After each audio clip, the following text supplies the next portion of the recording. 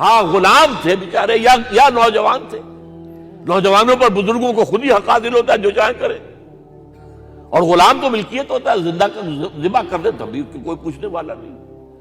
تو جو بیت رہی تھی بلال پر, ابو فقیہ پر, زنیرہ پر, جو ان پر بیت رہی تھی, جو خباب پر بیت رہی تھی, جس طرح ہلاک کیا گیا ہے حضرت سمیہ کو, حضرت یاسر کو, یہ ساری تکلیفیں انہیں بھی تھی. لیکن کیا اس کا یہ بالواسطہ ایذا محمد کے لیے نہیں تھا صلی اللہ علیہ وسلم.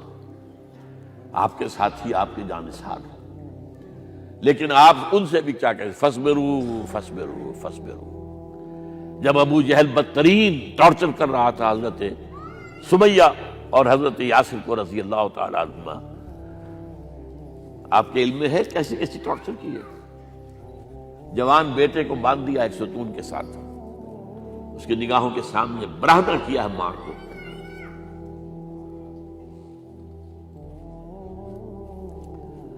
ہاتھ میں ایک مورتی ہے.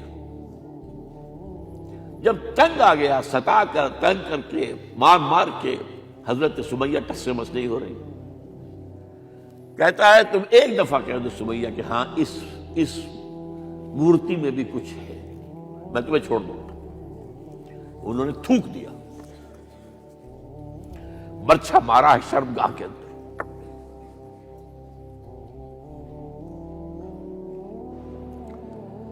کتنی تکلیف پہنچی ہوگی ان کو, لیکن آپ گزر رہے. اصبروا یا آل یاسر فإن موعدکم الجنہ. اے یاسر کے گھر والوں صبر کرو, تمہارے استقبال کی تیاریاں ہو رہی ہیں جنت. یہ سیرت کوئی بناتا سناتا ہے, یہ سیرت. یاسر کے ساتھ کیا کیا ہے, 4 اونٹ نر سانڈ, اور ان کے ساتھ رسے باندھ کر ایک رسے سے ان کا ایک بازو باندھا, ایک سے دوسرا بازو, ایک سے ایک ٹانگ, دوسرے سے دوسری ٹانگ. انہیں دوڑایا ہے کہ پرکھتے ہو جیسے قسم کے. یہ دین ایسے ہی قائم نہیں ہوا. عدل و انصاف کا نظام ٹھنڈے ٹھنڈے قائم نہیں ہوتا, گھر میں آرام سے بیٹھے ہوئے قائم نہیں ہوتا. اور سنیے, 3 برس شیب بنی ہاشم کے تو قید ہے, 3 برس. اور یہاں کی قید پر قیاس نہ کریں. یہاں تو جیل میں کھانے کو ملتا ہے, راشن ملتا ہے, جیسا بھی ملتا تو ہے نا. اور لیڈروں کے لیے تو class A class B class ہے. اب تو ان کا تو لیڈر تو لوگ جب آتے ہیں جیل کاٹ کر معلوم ہوتا ہے کہ شاید کسی صحت افزا مقام سے تشریف لا رہے ہیں. وہاں کیا تھا, ٹوٹل بائیکاٹ. ایک گھاٹی, ادھر پہاڑ ادھر پہاڑ, دونوں طرف جو ہے پہرے, کوئی کھانے پینے کی چیز اندر نہیں جائے گی. اور پورا خاندان بنی ہاشم, وہ بھی کہ جو ایمان نہیں لائے, وہ قبائلی زندگی تھی نا. بنو ہاشم چونکہ حضور کو پشت پناہی چھوڑنے کو تیار نہیں ہوئے, ابو طالب نے آخری وقت تک بھی ساتھ نہیں چھوڑا. ہاں آخری وقت کے قریب ایک بات ہو گئی تھی. ایک مرتبہ تو ہوا کہ وفد آیا ہے قریش کا کہ اپنے بھتیجے کو روک لو, وہ ہمارے معبودوں کی توہین کرتا ہے. ابو طالب نے بلایا اور آپ سے کہا کہ یہ کچھ اپنے رویے کو بدلے. آپ نے فرمایا چچا جان, اب تو چاہے یہ میرے ایک ہاتھ پر سورج اور دوسرے پر چاند رکھ دے, میں اپنے اس مشن کو چھوڑ نہیں سکتا. یہ ہے استقامت. اور ابو طالب کے عین انتقال کے وقت جو معاملہ ہوا, جب وفد آیا ہے کہ ٹھیک ہے اب ہمارا جو ہے صبر کا پیمانہ لبریز ہو گیا ہے, اب ٹھیک ہے آ جاؤ میدان میں, تم بھی ساتھ چھوڑنے کو تیار نہیں ہو. ابو طالب نے بلایا آپ کو, بھتیجے مجھ پر اتنا بوجھ نہ ڈالو جو میں برداشت نہ کر سکوں.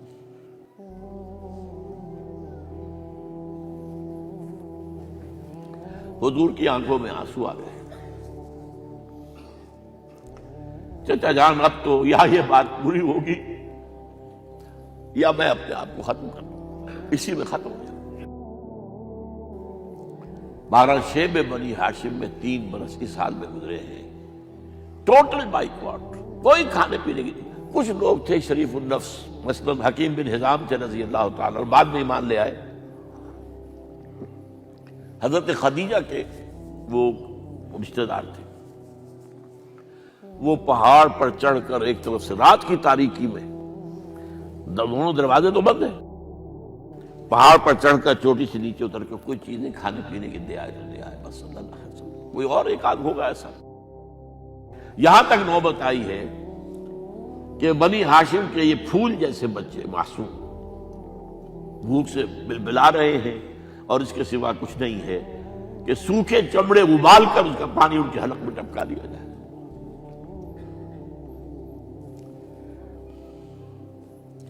اور جو ہوا وادی طائف میں، جب مکے والوں نے فیصلہ کر لیا کہ آپ قتل کر لو، ابو طالب بھی فوت ہو چکے ہیں، اب کوئی اندیشہ نہیں، کوئی خانہ جنگی شروع نہیں ہوگی، کوئی انٹرا ٹرائبل وار نہیں ہوگی،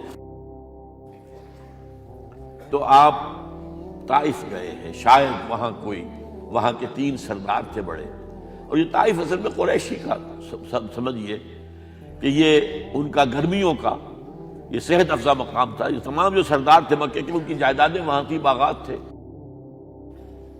اور وہاں کے بھی 3 سردار تھے، تو شاید ان میں سے کسی کو اللہ توفیق دے دے۔ وہاں گئے ہیں اور صرف ایک ساتھ ہیں، حضرت زید بن حارثہ، حضرت ابو بکر بھی ساتھ نہیں، سائے کی طرح ساتھ رہنے والا بھی ساتھ نہیں تھا۔ وہاں جا کر جو آپ نے تینوں سے بات کی ہے، تینوں نے وہ باتیں کہی ہیں جو کلیجے کو چیر جائیں۔ تمہارے سوا کوئی اللہ کو نہیں ملا تھا رسول بنانے، جاؤ چلے جاؤ۔ ایک کہتا ہے فوراً چلے جاؤ یہاں سے،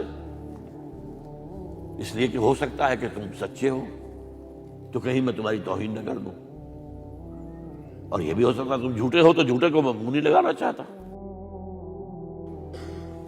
3 دن کی یہ سختی، اور اس میں کیا ہو رہا ہے، اسٹریٹ ارچنز جو کہلاتے ہیں ہمارے یہاں، ٹھوکرے گلیوں کے، انہیں اشارہ کر دیا ذرا ان کی خبر لو، اب وہ پتھراؤ کر رہے ہیں۔ جیسے ہمارے ہاں کوئی آ جاتا ہے، کوئی نیم پاگل یا کوئی اور کسی طرح کا مست قسم کا آدمی، اور اس کے اوپر چھوکرے چاروں طرف ہوں اور ستا رہے ہوں، یہ نقشہ تھا، اور طائف کی گلیاں تھیں، اور محبوب رب العالمین تھے۔ ادھر سے پتھر آ رہے ہیں تو زید بن حارثہ رکاوٹ بن گئے ہیں، لیکن پیچھے سے آ رہے ہیں، وہ کیسے روکیں گے؟ پیچھے جاتے ہیں تو ادھر سے آ رہے ہیں۔ جسم لہو لہان ہے، خون رس رس کر زخموں سے جوتیوں میں آ کے جم گیا ہے۔ پھر وہاں سے آپ نکل کر گئے ہیں، ایک باغ میں تھوڑی سی پناہ لی ہے تھوڑی دیر کے لیے، جوتے بڑی مشکل سے اترے ہیں، خون جمع ہوا، اور وہ جو پھر دعا نکلی ہے آپ کی، وہ کلیجے کو چیر جانے والی ہے۔ اللہم الیک اشکو ضعف قوتی وقلت حیلتی وحوانی علی الناس، اے اللہ تیری جناب میں فریاد لے کر آیا ہوں، اپنی قوت کی کمی کا، اپنے وسائل کی کمی کا، اور لوگوں میں جو رسوائی ہو رہی ہے۔ الی من تکلنی الی بعید یتجہمنی او الی عدو ملکت امری، مجھے کس کے حوالہ کر دیا ہے؟ مجھے دشمن کے حوالے کر دیا جو چاہے میرے ساتھ کر گزرے۔ فریاد ہے کہ نہیں؟ بڑی زوردار فریاد ہے، بڑی زوردار، لیکن پھر مقام عبدیت کا ظہور ہوتا ہے۔ ان لم یکن علی غضبک فلا ابالی،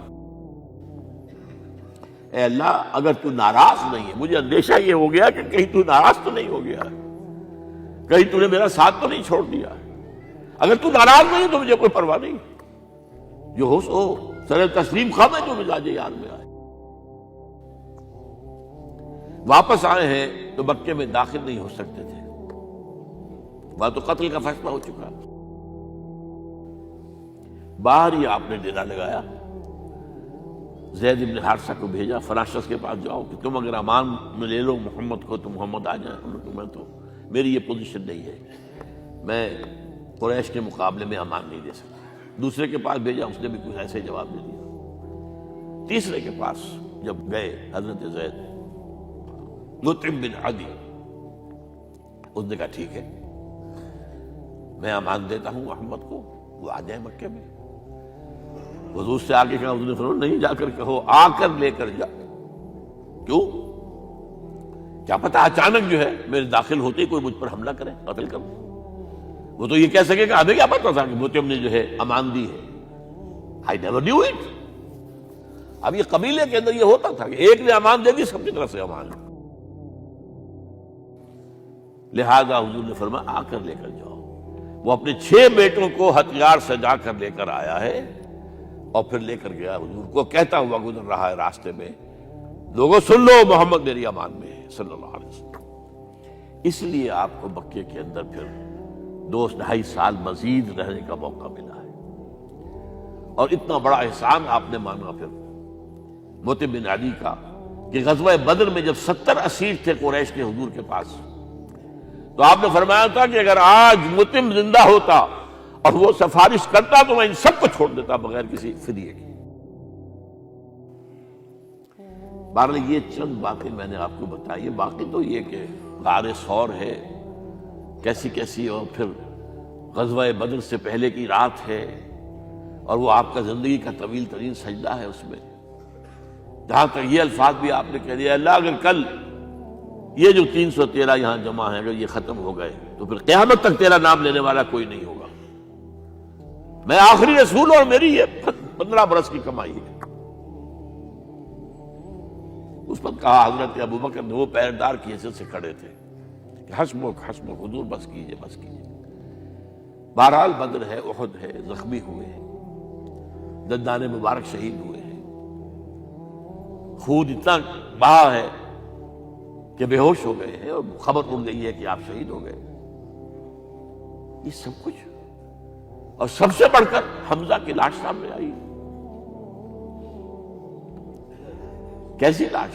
ناک کٹی ہوئی ہے، کان کٹے ہوئے ہیں، پیٹ چاک کر کے کلیجہ چبایا ہوا ہے۔ کس طرح برداشت کیا ہوگا آپ نے؟ اپنے اوپر تاری کر کے دیکھیں، یہ حمزہ کون ہے؟ چچا ہے، دودھ شریک بھائی ہے، خالہ داد بھائی ہے، ساتھ کا کھیلا ہوا ہمجولی ہے، اور اس کی لاش ہے۔ جو قلب اطہر پر بیت رہی تھی وہ مدینے میں آ کر ایک ماحول بدلا ہوا تھا، تب وہ بات سامنے آ گئی۔ جب آپ مدینے واپس تشریف لائے ہیں تو ظاہر بات ہے کہ زیادہ انصار کے لوگ تھے جو شہید ہوئے تھے۔ بدر میں مہاجرین تو میرے خیال ہے 1/4 تھے نمبر کے اندر، 3/4 تو انصاری تھے۔ اسی طریقے سے احد کے اندر معاملہ ہے، تو مختلف گھروں سے عورتوں کے بین کرنے کی آوازیں آ رہی تھی، اس لیے کہ اس وقت تک بین کرنا حرام نہیں قرار دیا گیا تھا، ممنوع نہیں تھا۔ آوازیں سن کر حضور کی زبان مبارک سے نکل گیا، اما حمزہ تو فلا بواکی لہو، ہائے حمزہ کے لیے تو کوئی رونے والی بھی نہیں ہے۔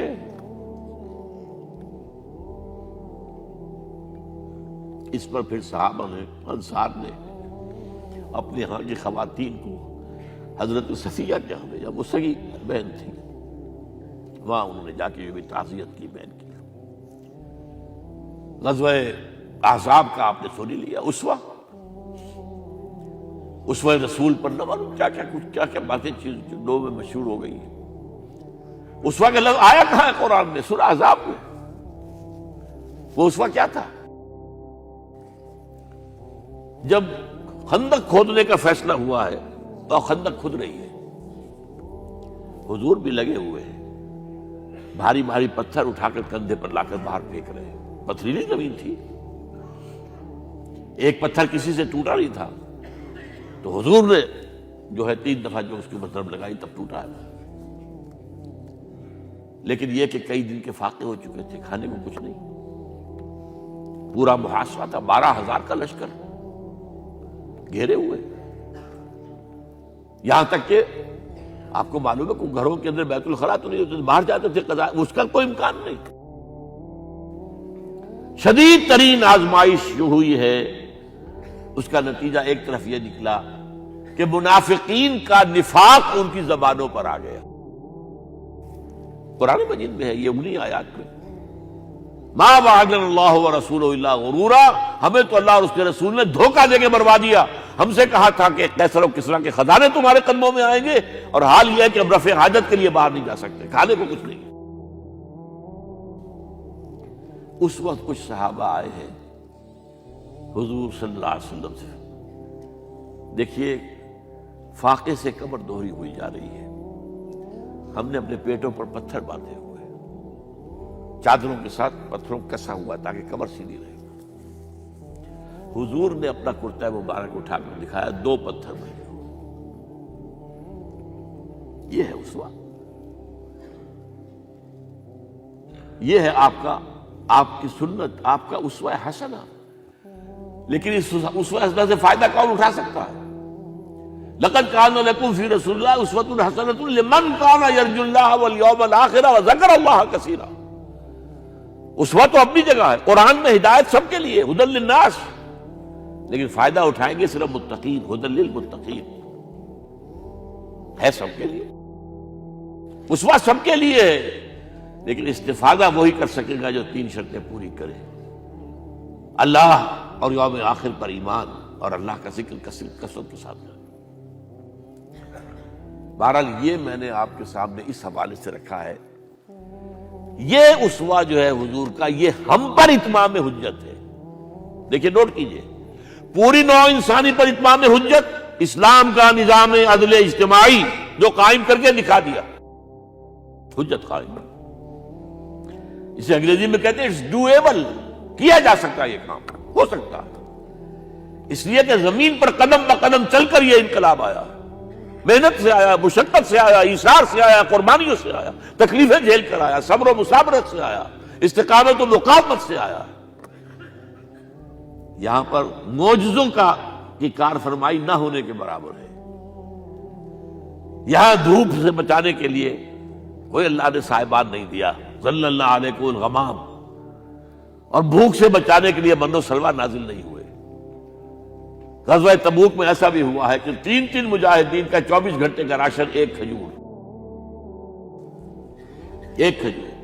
ایک نے منہ میں رکھی، کچھ چوس لی، کچھ گلوکوز چلا گیا اس میں سے، دوسرے کو دے دی، اس نے چوس لی، پھر تیسرے کو دے دی۔ من و سلوہ نازل نہیں ہوئے۔ محنت، مشقت، ایثار، قربانی، صبر، مصابرت، استقامت، مقاومت، یہ ہے اسوہ رسول۔